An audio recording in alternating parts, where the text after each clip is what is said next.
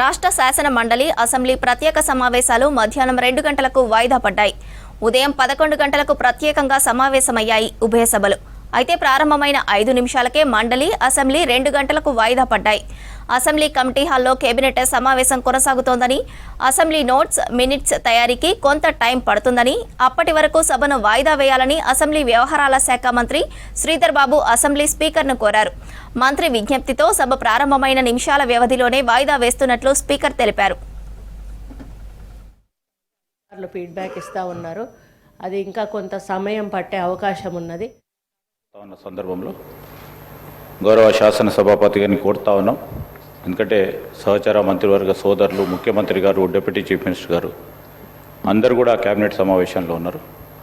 నేను మిమ్మల్ని కోరుతా ఉన్నాను అధ్యక్ష, సభ కొద్ది సమయం వాయిదా వేసి మళ్ళా తిరిగి ప్రారంభించాల్సిందిగా మీతో కోరుతాను. House is urgent to meet again at 2 p.m. today.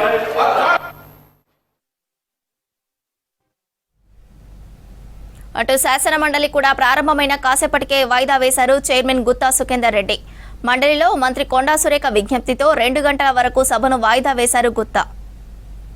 Economic and educational, employment and political and caste survey and entire Telangana state.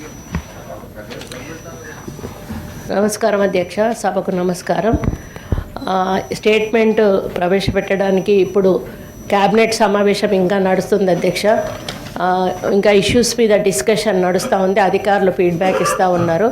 అది ఇంకా కొంత సమయం పట్టే అవకాశం ఉన్నది. కాబట్టి మీరు కొంత సమయం ఇస్తే పూర్తి వివరాలతో వచ్చి స్టేట్మెంట్ ప్రవేశపెట్టడం జరుగుతుంది అధ్యక్ష. On the request of the government, the House is adjourned to meet again at 2 p.m. today.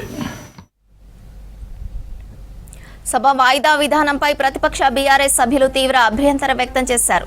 సభ ప్రారంభమైన నిమిషానికి వాయిదా వేయడం ఏంటని బీఆర్ఎస్ ఎమ్మెల్యే గంగుల ప్రశ్నించారు. కాంగ్రెస్ కు సభను నడపడం రావడం లేదని విమర్శించారు.